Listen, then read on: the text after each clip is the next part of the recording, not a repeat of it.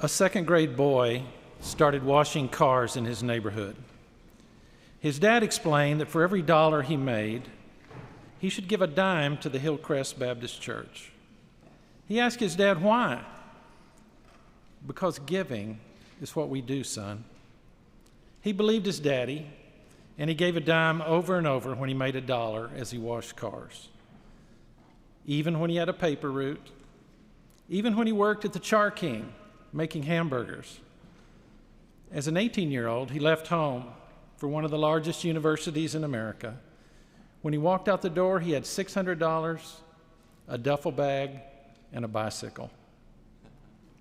He thought he was going to make the college basketball team, but the tryout had 75 others, and he knew he didn't have a chance. So he rode his bike to Sears. He bought a short-sleeve white dress shirt and a tie. Then he rode his bike to the state capitol. By some incredible miracle, his state senator was in the office, and by an even bigger miracle, the state senator agreed to see the young man. He asked the senator for a job. He got the job. He made $180 a month. Every payday, he would write a check to the University Baptist Church for $18. He never thought twice, because giving is what we do. After 4 years, he walked across the stage at graduation. He had never stopped writing the $18 checks. He went to law school in Washington, D.C.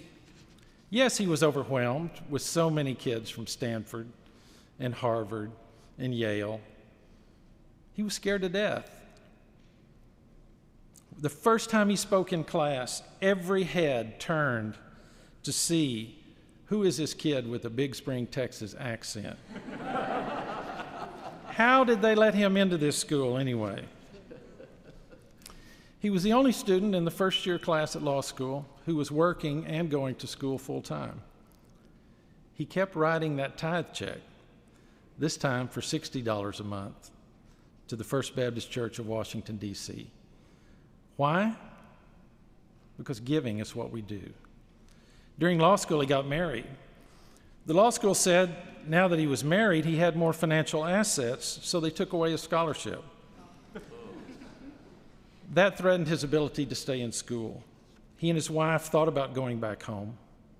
They thought about not writing those checks, but they had already committed everything they had to going to Washington. So they didn't quit, and they kept writing those checks. With God's help, they worked harder, lived cheaper, and that kid graduated 3 years later. Is this self-made man baloney? Does the young man get the credit? No, God does. What was that kid's why? A lot of it was his father's instruction. Giving is what we do, son. Is that less than spiritual to give just because it's what we do? Buttressing his why was a string of miracles demonstrating that God should get the credit for his giving.